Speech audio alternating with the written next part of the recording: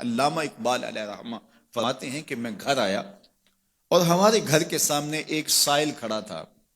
سائل چوں قضائے مبرم ہے، جس طرح قضائے مبرم ہوتی ہے، ٹلتی نہیں ہے، اس طرح وہ ٹلنے والا ہی نہیں تھا. میں نے اس کو لا کہا بابا چلا جا، معاف کر، لیکن وہ ضد کر کے گھر کے دروازے کے اوپر کھڑا تھا. میں لاؤبالی کی عمر تھی تو سکول سے آیا تھا، میرے ہاتھ میں چھوٹی سی چھڑی تھی، تو میں نے اس کے کاسے کے اوپر ماری تو وہ کاسا ٹوٹ کے گر گیا اور اس کے اندر جو سارے دن کی ریزگاری جمع کی تھی وہ بھی بکھر گئی.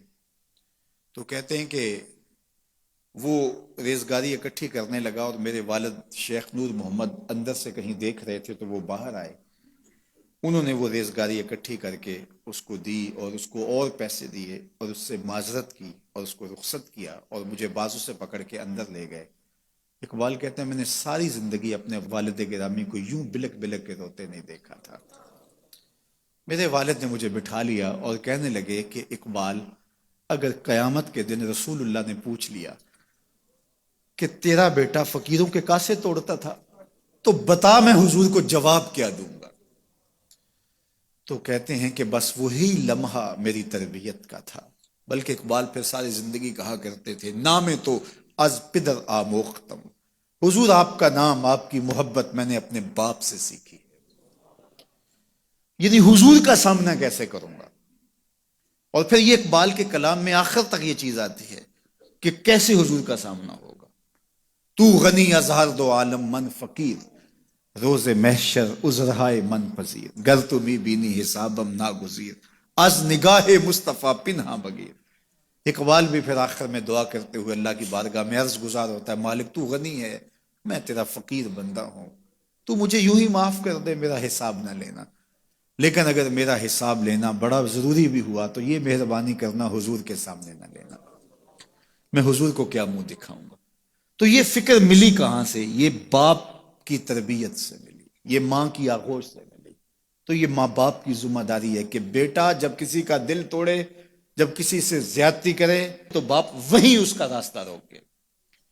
اور ایک فقیر کا لا ابالی پن کے اندر کاسا توڑ دیا اور باپ نے پھر ایسی تربیت کی کہ اقبال ساری زندگی لوگوں کے دل جوڑتا رہا، ساری زندگی بتاتا رہا کہ انسان کی اصل صورت کیا ہوتی ہے. دل نہیں شاعر کا ہے کیفیتوں کی رستخیز، کیا بتاؤں کہ درون سینہ کیا رکھتا ہوں میں، در غم دیگر بسوزو دیگر آرا ہم بسوز، گفت مت روشن حدیث گر توانی دار ہوش، کہہ گئے ہیں شاعری جزویست از پیغمبری، ہاں سنا دے پڑھ کے ان کو پیغام سروش.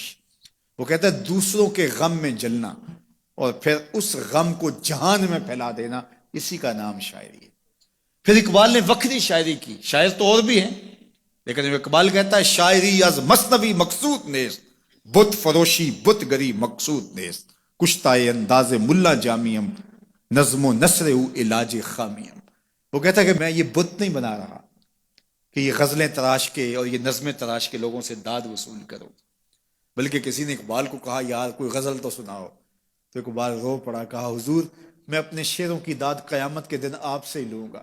یارا مرا غزل خانے شمردن، یاروں نے تو مجھے غزل خاں سمجھ لیا، میرا تو مقصد ہی اور ہے. بلکہ ان شعراء پہ تنقید اقبال نے کی، عشق و مستی کا جنازہ ہے تخیل ان کا، ان کے اندیشہ تاریخ میں قوموں کے مزار، چشم آدم سے چھپاتے ہیں مقامات بلند، کرتے ہیں روح کو خوابیدہ بدن کو بیدار.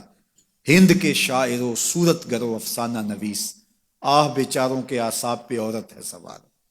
ہر وقت لب و رخسار کے تذکرے، ہر وقت نشیلی آنکھوں کی کہانیاں، ہر وقت قدے رانا کی باتیں. کہا تم اس خول سے نکل ہی نہیں رہے، تمہاری شاعری صرف ایک عورت کے گرد گھوم رہی ہے، جس نے اس کو تخلیق کیا اس خالق کے جلوے بھی تو دیکھو نا.